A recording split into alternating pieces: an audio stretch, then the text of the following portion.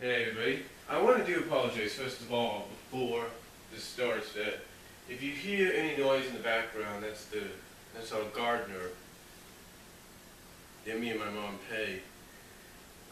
That comes every other week to do the front lawn.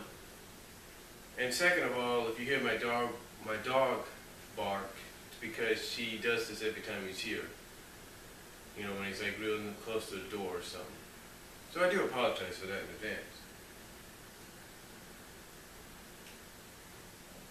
But you can see the title down below. You know, with Mask of the Blue Falcon being the most recent Scooby-Doo direct-to-video animated film, and with another on its way, and then the very highly anticipated, if you're both a Scooby-Doo and WWE fan, Scooby-Doo Legends of WrestleMania, which coincides with the 30th anniversary of WrestleMania, then you've got a lot to look forward to. However, what other movies could Warner Brothers and the Hanna-Barbera division bring out as Scooby-Doo animated features? What other direct-to-video movies? Well, there was one I talked about on fan fiction, though I haven't gotten no response. I'll provide a link to it down below. But then there was something else I thought about. You see, there's one show that shares similarities, or shares the same fate as one of my other favorite shows. See, my other favorite show, of course, is Sonic the Hedgehog, or Sonic SatAM. And at the end of the final episode of season 2, which we all thought originally would be, the end, that's it, it's over. Instead, we were left with a cliff. Instead of ending just like saying, hey, ending to where the show's over, it's done. Instead, we were given a cliffhanger for a following season, which did not occur. However, thanks to the people at Fans United for SatAM, FUS, we are finally getting that season in web comic format, and eventually down the line, very soon, we will be getting it in animated format right here on the YT. But what does this have to do with the show I'm talking about? Well, it's real simple. You see, there was another show that's a favorite of mine that was on that also aired on ABC and also suffered the same fate. Of course, I'm talking about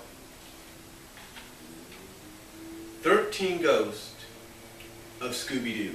Now this cover of course is the Canadian cover. The reason being is because of the fact that it's both English and French. Now, of course, this is not the official DVD case it came in. This is actually a Blockbuster case that I bought, a Blockbuster dual case that I bought when the store here in town was going out of business or being shut down. So, what I did is I DVD fabbed both discs after I got them from Netflix, and the rest is history.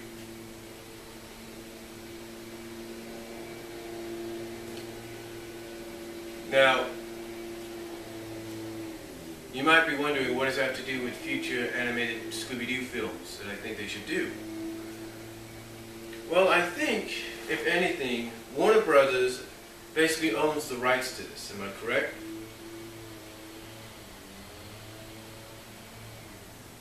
And essentially, it's only a 2-disc deal. But here's what I think they should do. I think what they should do is they should do an animated feature film follow-up. I mean, none of the films, let's face it, unless they start doing it with the next one, none of the films are continuity based. It's not like they continue one after the other. They're not really continuity based. Here, at least you'd be having a movie that would be continuity based with something Scooby-Doo related, and it would be wrapping up and bringing to a conclusion exactly what happens with the show. I think that would be an excellent direct-to-video movie because, like I said, it doesn't have to be continuity based. Because, like I said, all the movies that have come before, that have come out recently and recently and even before, and in the future, are not really going to be continuity based, unless they do it, of course, like I said, with the next one. But I don't really think so. The point I'm trying to make is, I think they need to do, I think one of the future movie ideas or movie projects, direct-to-video animated movie projects, should be a conclusion and epilogue, if you will, a conclusion and epilogue to 13 Goes. And I think a lot of people would agree with that. I think a lot of people would agree that that would be a great conclusion. Another movie I think they should do, and again I'll provide a link to this one, is I think they should do one which basically a Scooby-Doo animated film, and it centers around invisibility. In other words, the invisible man and woman. Now we all know that Scooby-Doo, some of the movies lately have kind of mixed together, if not at times every now and then kind of focused and featured the scientific, the fantasy, the supernatural, and sometimes it's been a mixture of, hey, let's unmask the person, see who it really is, and been a mixture of the supernatural, if not the impossibly scientific. So this is what I think they should do. I think for another movie they should do is they should do Scooby-Doo and the Invisible Man and Woman, or something like that. And I think honestly the plot should center around part of that invisibility plot, if not a majority of it, shouldn't just center around two individuals, two villainous characters who use the invisible formula or whatever invisible thing they have to rob banks, scare people, and do that. But I think it should also center around two Scooby-Doo members. And I'm not talking Scooby himself. I'm talking more like Shaggy and Daphne. Now this is not a ploy. Or a way of saying, hey, this would, get Shaggy and Daphne together. No. What I'm saying is I think character-wise, Shaggy and Daphne would be more interesting to write for in this kind of a story, because both, literally, you give them the powers of invisibility, would explore those possibilities. They would actually have fun with it. I mean, can you imagine seeing a scene where Daphne's in front of her mirror just modeling some of her clothes and she's not really there, or she's having a little bit of fun with it? Can you imagine Shaggy sneaking around, looking for food, grabbing the food, walking away, and no one's, the wiser and stuff like that? Kind of get the idea, right? I mean, you can make an adventure out of that too, but to me, I think the characters individually and together of Shaggy and Daphne would make the perfect, for the perfect characters to, as far as the Scooby-Doo Mystery Inc. gang goes, to have the invisibility happen to them, and to basically have it happen to them and allow them character-wise to have fun with it. And again, you can actually, as far as the movie goes, you can use that to the Scooby-Doo gang's advantage, the Mystery Inc. gang's advantage, because they'd be like, okay, wait a minute, we have two people that are invisible. Why not we use that to help us track down or stop whoever these invisible people are? It works out, right? I mean, think about that. Think about that for 1 second. What kind of a story could you get out of that? I believe you can get a very interesting story out of it. I really, really do. Just like I think, they could get a very good story out of doing a direct-to-video movie conclusion epilogue of 13 Ghosts, I really think they can get a great story out of doing something based around invisibility, and also having characters, mainly, and in my personal opinion, Shaggy and Daphne being invisible, having fun with the invisibility, and also using it to their advantage to try to help solve the case. I really think it would work. I mean, how many times have we not seen a show, live action or animated, where the female character, and if not the male character, have become invisible, and they've had fun with it? You want a good example? Check out Invisible Kid. It's right. Hold on for a second. Let me show you what I'm talking about.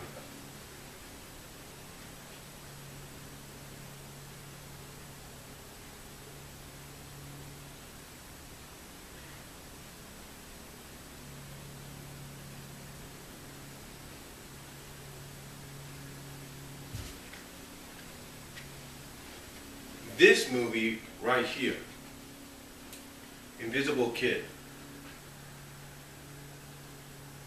I mean, think about it. This guy, played by Jay Underwood, this kid, basically him and his best friend take advantage of the invisibility formula that he's accidentally created, trying to duplicate what his father had done. And then, of course, the love interest, the potential girlfriend, the girl next door, literally, if you will, she tries it out, and she has, for the first time, and she has a little bit of fun. She has a little bit of fun by doing like a little strip tease, to where, you know, she starts stripping down her little yellow dress that she's wearing, her outfit she's wearing. All you see is her, well, first of all, she takes her socks off, then she takes down the dress, then she takes off the underwear. You know, and it's like, you know, and I'm not saying, you know, they would do that with Daphne in a Scooby-Doo film. You can't do that, but at least let her have a little bit of fun. You kind of get the idea of what I'm talking about, right? I mean, there's even a scene when, you know, the Jay Underwood character first uses the invisibility formula. His friend comes around, and his friend, ironically, went to a fast food place, and he's got himself a burger and everything. And then Jay's character basically takes advantage, has a little bit of fun with this invisibility deal, and starts making the burger talk. You kind of get the idea of what I'm saying? Basically, what I'm trying to say is, with characters like Shaggy and Daphne individually and together, they would be perfect to try out the invisibility stuff on in a movie, in a Scooby-Doo movie based around invisibility. You know, where you have to deal with a couple of villains, maybe male and female, that are using invisibility to scare people off and do this and do that. But then also on the other side, have two members of Mystery Inc., that being Daphne and Shaggy, also become invisible, have fun with the invisibility, like I mentioned earlier, but also use it to their advantage to try to help solve the case. So, you kind of get the idea of what I'm saying. That to me, along with a proper direct-to-video animated feature conclusion, epilogue, if you will, 13 Ghosts, would be perfect. Would be the perfect movies to do. Would be the best movies to do. But I know there's more to it out there. I know there's more movies out there that can be done with Scooby-Doo. But what else could be done? Well, I think what they could do is do something very similar in story, not totally similar, but sort of inspired-wise from, let's say, Turtles Forever, which was the anniversary movie for Ninja Turtles. Now you might say, well, what could that be, Brian? Well, it's very simple. It's very simple. What you could do is you can have sort of a story, and you can actually do a little bit of scientific, supernatural kind of stuff with it, if you will, where basically you have this villain, or whatever it is, person in a mask, whatever you want to call it, opening up different dimensions, sort of similar to Mystery Incorporated, but not really. But not really, because you're opening dimensions to other Scooby-Doo worlds. And think about it. You could explore the world of Where Are You? You can explore the world of movies. You can explore the world of Scooby-Doo show, Scooby and Scrappy. You can explore the world of all new Scooby and Scrappy / Scooby-Doo Mysteries, 13 Ghosts, pup named Scooby-Doo, what's new? You know, all these different scenarios they can explore. You know what I'm saying? Just to have that happen, just to have a movie like that, that would be interesting. That would be fun to work with. I mean, work around. Kind of write the story for and everything. Because think about it. Think about it. You could have the Mystery Inc. gang walking into one dimension, following the guy into one dimension, and the dimension they go into is the 13 ghost dimension. And just imagine seeing someone like Shaggy bumping into himself, and he's wearing the red and blue. Or someone like Daphne bumping into herself, and she sees the hairstyle she's got in the 13 ghost environment. And she's like, am I seriously choosing that here? Something like that. To me, it would be really, really interesting, and I think it'd be a great idea. And that's just another one. I can't think of many more, but, well, maybe there is one more. You see, we haven't seen much of a lot of Scooby's relatives, except for Dumb, Scrappy, Dee, his parents, the pups and all that. And there are times in the movies we've basically dealt with the other members' families. But we have yet to deal with Scooby's family in a movie. And I think it'd be great if we did something like that. Something like Scooby-Doo and the Doo reunion, and the Doo family reunion or something like that. And to me, in the Scooby-Doo family reunion, it's like Scooby-Doo and the Scooby-Doo family reunion, or the Scooby family reunion, or whatever you want to call it. And basically, with this, make the other feature, and if you're going to use any Scoobies or Doo family members as main characters alongside the Mystery Inc. gang, I think you should use Dumb, of course, because fans will recognize him. Use Dee, because, you only use her once, bring her back. Use Dixie, and maybe use Yabba and maybe Whoopsie. The ones that we've seen and the ones we know. Along with maybe even Scrappy if you want to bring the little guy back in. But you kind of get the idea. Kind of bring those characters back. And heck, even if you want to use, like, say, Pup Named Scooby-Doo as research, use the Scooby-Doo characters as Doo cousins there. If you want to. Use the Doo cousins there. That you see at the end of that episode, that Scooby-Doo episode about the cursed collar or something like that. Use the cousins there. Bring grown-up versions of them out. And basically make it a mystery-solving adventure. Something that's maybe similar in story to the Curse of the Collar, or something completely different. Something that's like, if the Doos ever reunite again, something bad's going to happen. And if you have to, again, my personal opinion is if you're going to use any other Scooby or Doo characters, Scooby or Doo relative characters, to help Mystery Inc. solve the case, my personal opinion, just use two. Use two that we know very well, that basically gain cult following. Use Dumb and Dee. That's what I would go.